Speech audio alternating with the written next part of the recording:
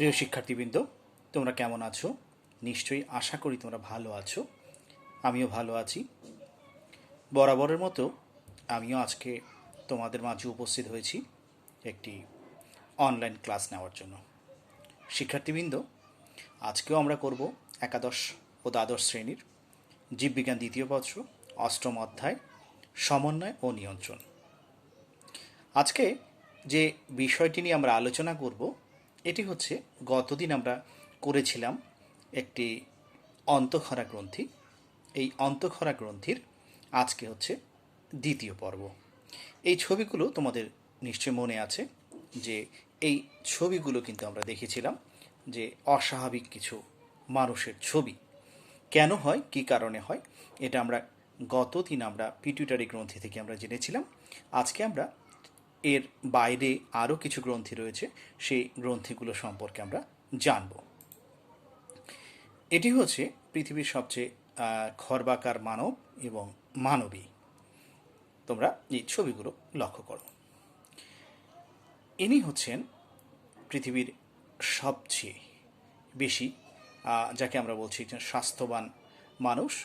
এটা কিন্তু তার হচ্ছে অস্বাভাবিকতা এবং যেটি হরমোনের কারণে ঘটেছিল। শিক্ষার্থীবৃন্দ, আজকের আলোচ্য বিষয় আমরা আগেও বলেছি অন্তঃক্ষরা গ্রন্থি। আর এই অন্তঃক্ষরা গ্রন্থি কাকে বলে? আমিষ জাতীয় এক ধরনের পদার্থ যা রক্তের মাধ্যমে এক জায়গা থেকে আরেক জায়গায় যাবে, যাওয়ার পরে তার কাজটা সম্পন্ন করবে, করার পরে নিজেও কি হয়ে যাবে? বিলুপ্ত হয়ে যাবে। আমরা বলেছিলাম যে অন্তঃক্ষরা গ্রন্থি এবং বহিঃক্ষরা গ্রন্থির মাঝে পার্থক্য কিন্তু এখানেই, যে একটি অর্থাৎ এনজাইম, অন্তঃক্ষরা গ্রন্থি নিঃসৃত রসটাকে আমরা হরমোন বলি, আর বহিঃক্ষরা গ্রন্থি নিঃসৃত হচ্ছে এনজাইম। এনজাইম হচ্ছে কি থাকে? অপরিবর্তিত থাকে। আর হরমোন কি হয়ে যায়? নষ্ট হয়ে যায়। দেখো, এই যে হরমোনগুলো হচ্ছে আমাদের দেহের মধ্যে যে অঙ্গগুলো রয়েছে, এই অঙ্গগুলোকে কিন্তু কি করছে? ডমিনেন্ট করে, তাদের কার্যকারিতাটা বৃদ্ধি করে দেয়। শিক্ষার্থীবৃন্দ, দেখো এখানে আমরা গতদিনও আমরা দেখেছিলাম যে কার মাধ্যমে একটি নির্দিষ্ট জায়গা থেকে খরিত হচ্ছে এবং খরিত হয়ে এই যে এটার নাম আমরা বলেছিলাম ব্লাড ভেসেল বা ব্লাড ক্যানেল, এর মাধ্যমে হচ্ছে কি করছে? এক জায়গা থেকে আরেক জায়গায় যাচ্ছে রক্তের মাধ্যমে, যে কাজ সম্পন্ন করছে এবং কাজ সম্পন্ন করার পরে নিজে নষ্ট হয়ে যাচ্ছে। যাই হোক শিক্ষার্থীবৃন্দ, দেখো এগুলো, এটা হচ্ছে আমাদের যে পিটুইটারি গ্রন্থি ছিল, সেই পিটুইটারি গ্রন্থি সাধারণত তিনটা অংশে বিভক্ত আমরা বলেছিলাম: অ্যান্টেরিয়র পিটুইটারি, পোস্টেরিয়র বা অ্যাডিনো হাইপোফাইসিস, নিউরো হাইপোফাইসিস এবং পার্স মিডিয়া, এই তিনটি অংশে বিভক্ত ছিল। এইখান থেকে নিঃসৃত হরমোনগুলো যেহেতু বিভিন্ন গ্রন্থির উপর ডমিনেন্ট করে, এই জন্যে এটাকে বলা হতো পিটুইটারি গ্রন্থিকে আমরা কি বলছিলাম? মাস্টার গ্ল্যান্ড বা হচ্ছে প্রভুগ্রন্থি। এটি করার পরে আমরা এই বিষয়গুলো সম্পর্কে আমরা জানতে পারবো। আজকে যে বিষয়টি নিয়ে আমরা শুরুতে আলোচনা করব সেটি হচ্ছে আমাদের থাইরয়েড গ্রন্থি। থাইরয়েডের অবস্থানটা কোথায়? নিশ্চয়ই তোমরা এখানে দেখতে পাচ্ছ যে গলার মধ্যে হচ্ছে থাইরয়েডের অবস্থান।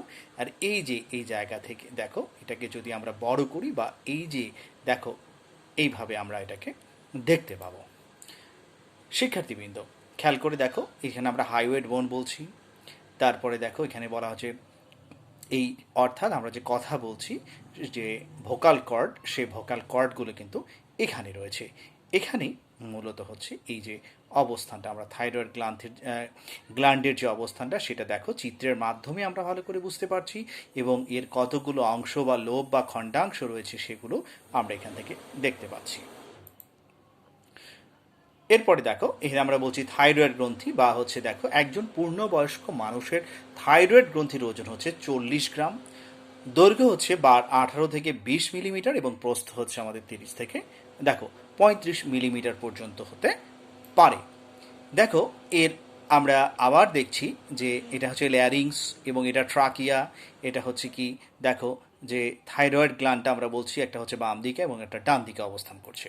শিক্ষার্থীবৃন্দ, এখানে থেকে যে নিঃসৃত যে হরমোনগুলো রয়েছে, সে হরমোনগুলো কী কী দেখো, যে একটা হচ্ছে T3, আরেকটি হচ্ছে T4। হরমোনের কাজ কি?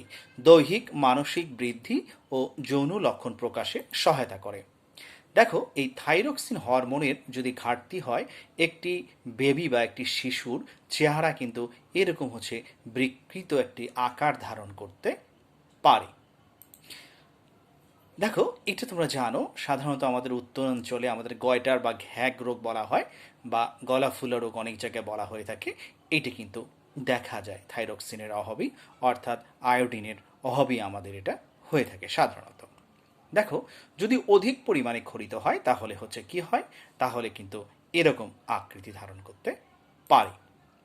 এরপরে দেখো প্যারাথাইরয়েড গ্রন্থি, অর্থাৎ এই থাইরয়েড গ্রন্থির ঠিক একটু নিচেই এটি অবস্থান করে প্যারাথাইরয়েড গ্রন্থি। দেখো, এর যে অবস্থানগুলো তোমরা ভালো করে একটু খেয়াল করে দেখো, এদের সংখ্যাটাগুলো কি 1 2, এখানে আরও আছে 2টা, অর্থাৎ 4টা। দেখো, থাইরয়েড গ্রন্থির সামান্য পশ্চাতে এবং কিছুটা এ গ্রন্থির সাথে সংশ্লিষ্ট অবস্থায় ডিম্বাকার ও হলুদ বর্ণের 4টি প্যারাথাইরয়েড গ্রন্থি আমাদের কি করছে, সংযুক্ত থাকে। দেখো, অর্থাৎ এই যে আমাদের দেখো 1 2 3 4, এই 4টা অবস্থান করছে।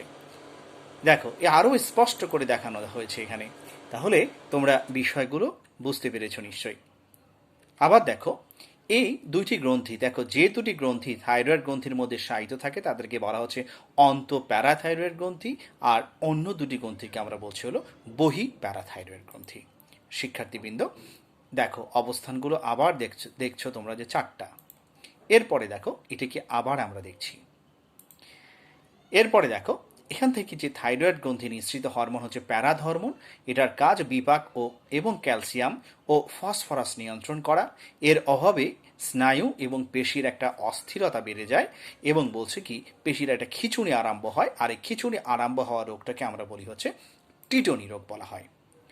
এরপরে দেখো অ্যাড্রিনাল গ্রন্থি কোথায়, এটি বৃক্কের সাথে সম্পর্কযুক্ত। এটা যে বৃক্কের এই উপরে অংশে অবস্থানকৃত যে মানে যে অংশটি অবস্থান করছে এটাকে আমরা বলছি হলো কি, দেখো আমরা বলছি হলো অ্যাড্রিনাল গ্রন্থি। শিক্ষার্থীবৃন্দ, প্রতিটি বৃক্কের সম্মুখ প্রান্তে হলুদ বর্ণের একটি করে ক্ষুদ্র গোলাকার অ্যাড্রিনাল গ্রন্থি রয়েছে। দেখো, এই হচ্ছে বৃক্কের সম্মুখ প্রান্তে হলুদ বর্ণের অ্যাকচুয়ালি এই অংশটাকে আমরা বলছি হলো অ্যাড্রিনাল গ্রন্থি। দেখো, এর বহিরাংশ বাইরের দিকে হচ্ছে কর্টেক্স এবং ভেতরে মেডুলা অবস্থান করছে। ওজন হচ্ছে 5 থেকে 9 গ্রাম, আয়তন হচ্ছে এত। তাহলে এখানে তোমরা দেখছো যে কর্টেক্স আমরা বলছিলাম বাইরের দিকে হচ্ছে কর্টেক্স, এবং দেখো আর ভেতরের দিকে হচ্ছে মেডুলা অবস্থান করছে।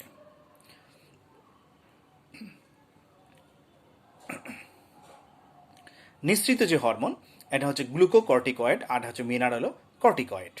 দেখো, কাজটা কি, শর্করা বিপাকে সোডিয়াম বিপাকে সাহায্য করে এবং খনিজ লবণের পরিপাক নিয়ন্ত্রণ করে। শিক্ষার্থীবৃন্দ, এরপরে দেখো অ্যাড্রেনালিন এবং নর অ্যাড্রেনালিন হরমোনের কাজ কি, যৌন দেখো গ্রন্থির একটা বৃদ্ধি ও পুষ্টি যোগায়। দেখো, যদি এটা স্বল্প ক্রিয়া হয়ে থাকে তাহলে হচ্ছে যে হাতের, দেখো দুটো হাতের কিন্তু কালারটা চেঞ্জ হয়ে গেছে। যদি স্বল্প ক্রিয়া হয় তাহলে এরকম হতে পারে, দুই হাতের কালার দুই রকম হয়ে যেতে পারে। এটাকে আমরা বলছি হলো অ্যাডিনসন ডিজিজ। অতিক্রিয়ায় অনেক বেশি পরিমাণে যদি ক্ষরিত হয় তাহলে হচ্ছে কুশিং সিনড্রোম বলা হয়। দেখো, এখানে বলা হচ্ছে অ্যাগো, আর এর পরবর্তীতে অর্থাৎ তার 6 মাসের মধ্যেই তার চেহারার আকার আকৃতি সবটাই কিন্তু পরিবর্তন হয়ে গেছে। এরপরে দেখো আইলেটস অফ ল্যাঙ্গারহ্যান্স কোথায়, এটি হচ্ছে অগ্নাশয়। অগ্নাশয় দেখো কার মতো, মরিচের মতো একটি অংশ। এখান থেকে এটি দ্বীপপুঞ্জ, দ্বীপের মতো কিছু অংশ। অগ্নাশয়ের মধ্যে ক্ষুদ্র ক্ষুদ্র দ্বীপের ন্যায় কতগুলো কোষগুচ্ছ অন্তঃক্ষরা গ্রন্থির কাজ করে, এগুলো আইলেটস অব ল্যাঙ্গারহ্যান্স নামে পরিচিত। দেখো, ইনসুলিন, দেখো বিটা সেলস, এগুলো সাধারণত এখান থেকে ক্ষরিত হয়। দেখো, প্যানক্রিয়াটিক আমরা আইলেটস বলছি, এখানে আলফা সেলের কথা বলা হয়েছে। দেখো, আলফা সেল মানে হচ্ছে গ্লুকাগন, বিটা সেল ইনসুলিন, অ্যামাইলিন। এরপরে এখানে আমরা ডি সেলের কথা বলছি। দেখো, সোমাটোস্টাটিন, তারপরে দেখো এফ সেলস, দেখো প্যানক্রিয়াটিক পলিপেপটাইড, এগুলো এখান থেকে ক্ষরিত হয়। দেখো, গ্লুকাগন এবং ইনসুলিন, এই গ্লুকাগনের যে কাজ এবং ইনসুলিনের যে কাজ, দেখো কার্বোহাইড্রেট বিপাক নিয়ন্ত্রণ ও রক্তে গ্লুকোজের পরিমাণ কমিয়ে দেয়। আমাদের ডায়াবেটিস রোগের এটি হচ্ছে অন্যতম একটি প্রধান কারণ। ডায়াবেটিস রোগ যদি হয় তাহলে আসলে কি কি হতে পারে, এখানে যে চিত্রগুলো আছে দেখো, এই চিত্রগুলোর মতো কিন্তু হয়ে যেতে পারে। দেখো অলওয়েজ সবসময় টায়ার্ড, তারপরে হচ্ছে যে ওয়াশরুমে যাওয়া, কোমর মানে ঢিলা হয়ে যাওয়া, কোনো একটি জায়গায় যদি আসলে আমরা ব্যথা পাই তাহলে সেখানে শুকাতে সময় লাগে। তারপরে দেখো সবসময় ক্ষুধার্ত থাকে, তারপরে হচ্ছে মানে একটা ঝোঁকে ঝাপসা দেখা, হাত পা ফুলে যাওয়া, অলওয়েজ পিপাসা লাগবে। এই এরপরে দেখো আমরা পিনিয়াল গ্ল্যান্ডের কথাটা বলছি। কোথায়? আমরা এর আগেও বলেছিলাম পিনিয়াল গ্ল্যান্ড মানে এটি হচ্ছে আমাদের হাইপোথ্যালামাস অংশে অবস্থান করছে। শিক্ষার্থীবৃন্দ দেখো, আবার আমরা চিত্রের মাধ্যমে এটা দেখতে পাচ্ছি। পিনিয়াল গ্রন্থি যে কাজ, মস্তিষ্কের ডায়ানসেফালানের পৃষ্ঠভাগে পিনিয়াল গ্রন্থি বা পিনিয়াল বডি অবস্থান করে। এটি মোচাকৃতির। মোচাকৃতি দেখতে কেমন? দেখো, এই যে তোমরা নিশ্চয়ই খেয়াল করে দেখেছো যে কলা গাছের সামনের যে অংশ থেকে কলা বের হয় সেটাকে আমরা বলি হচ্ছে মোচা। দেখো, তাহলে আমরা বলছি যে মোচাকৃতির ও লালচে রঙের, আর এর দৈর্ঘ্য হচ্ছে তা 7 থেকে 10 মিলিমিটার, আর প্রস্থ হচ্ছে 5 থেকে 7 মিলিমিটার।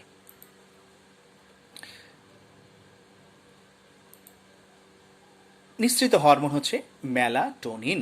হরমোনের কাজটা কি? ফসফরাস বিভাগ নিয়ন্ত্রণ করে এবং যৌনাঙ্গ সক্রিয় রাখে। দেখো থাইমাস, আমরা বলছি থাইমাস গ্ল্যান্ডস ইন ফিটাস। দেখো ট্রাকিয়ার দুদিকে দুটি থাইমাস গ্রন্থি থাকে। কিভাবে অবস্থান করছে দেখো, তাহলে ট্রাকিয়ার দুই দিকে দুটি থাইমাস গ্রন্থি থাকে। এরা আকারে বেশ বড়, তবে বয়স বৃদ্ধির সাথে সাথে এরা আকার কমতে থাকে। দেখো, এটা কিন্তু খুব ইম্পর্টেন্ট একটা বিষয়। এরা কিন্তু আকারে বেশ বড়, কিন্তু বয়স বৃদ্ধির সাথে সাথে আকার কমতে থাকে। অন্তঃক্ষরা গ্রন্থি কিনা তা এখনও কিন্তু এটি সন্দেহ আছে। নিঃসৃত হরমোন থাইমোসিন অ্যান্টিবডি ও লিম্ফোসাইট প্রস্তুতে সহায়তা করে। অ্যান্টিবডি দেহের ভিতরে যদি কোনো অবাঞ্ছিত বস্তু প্রবেশ করে তার বিরুদ্ধে যুদ্ধ যে করবে সেটি হচ্ছে অ্যান্টিবডি। শুক্রাশয়, ছবিগুলো আগেও দেখেছি আমরা। শুক্রাশয় থেকে নিঃসৃত হরমোন হচ্ছে অ্যান্ড্রোজেন। হরমোনের কাজ গৌণ যৌন বৈশিষ্ট্যের বিকাশ, শুক্রাণু উৎপাদন অব্যাহত রাখাই হচ্ছে এর প্রধান কাজ। দেখো, শুক্রাণু অবিরামভাবে শুক্রাণু উৎপন্ন তারা করতে পারে। ডিম্বাশয়, ওভারি, এখান থেকে নিঃসৃত যে হরমোনগুলো রয়েছে সেটা হচ্ছে ইস্ট্রোজেন এবং প্রোজেস্টেরন। কাজ কি? গৌণ যৌন বৈশিষ্ট্যের বিকাশ এবং বালিকাদের নারী সুলভ লক্ষণ দৃষ্টি। এখান থেকে একটি পরিণত ডিম্বাণু সৃষ্টি হয়। একটি ডিমের বা ডিম্বাণুর যে অংশগুলো রয়েছে সে অংশগুলো এখানে দেখানো হয়েছে। অমরা, আমরা বলি মায়ের সাথে একটি সন্তানের নারী ছেঁড়া সম্পর্ক। এই নারীটাকে আমরা বলছি হলো অমরা, যার বা প্লাসেন্টা। এর মাধ্যমে কিন্তু মাতৃদেহ থেকে যে পুষ্টিকর খাবারগুলো মা গ্রহণ করে সেই খাবারগুলো কিন্তু এই নালিকার মাধ্যমে সন্তানের দেহে চলে যায়। নিঃসৃত হরমোন হচ্ছে রিল্যাক্সিন। পেলভিক লিগামেন্ট প্রশমিত করে, প্রসব সহজতর করে, অর্থাৎ ডেলিভারিতে এটি সহায়তা করে থাকে। শিক্ষার্থীবৃন্দ দেখো, তোমাদের জন্য দুটি কোশ্চেন। থাইমাস গ্রন্থির উৎপত্তি হয় কোথা থেকে জানো হয়তো বা তোমরা, আর অন্তঃক্ষরা গ্রন্থি কাকে বলে। এখানে একটি ছোট্ট কোশ্চেন আছে তোমাদের জন্য, যেটাকে আমরা বলছি হলো একটি সৃজনশীল কোশ্চেন। শফিক চিত্রের মাধ্যমে রফিককে দেখালো আকৃতিতে তিলের মতো দেখতে বা মটর দানার মতো দেখতে দুটি গ্রন্থি, ক্ষুদ্রাকৃতি গ্রন্থি যা অগ্র মস্তিষ্কে অবস্থিত এবং অন্যান্য গ্রন্থিগুলোকে নিয়ন্ত্রণ করে। এর থেকে নিঃসৃত রস দেহের বৃদ্ধিতে ভূমিকা রাখে। ক নাম্বার, মানব দেহে করটিকার স্নায়ুর সংখ্যা কত জোড়া? আমরা পড়িনি এখনো, আমরা এটা পড়ব। ইনসুলিনের কাজ কি? অলরেডি আমরা পড়ে ফেলেছি। উদ্দীপকে উল্লেখিত তীরের মতো গ্রন্থি সকল গ্রন্থিকে নিয়ন্ত্রণ করে তা ব্যাখ্যা করো। তার মানে দেখো, আমরা প্রথম অংশে যে আমরা বিষয়টি আমরা পড়েছিলাম যে এই গ্রন্থিগুলো হচ্ছে সবগুলো গ্রন্থিকে ডমিনেট করে, সেই বিষয়গুলো তোমরা লিখবে।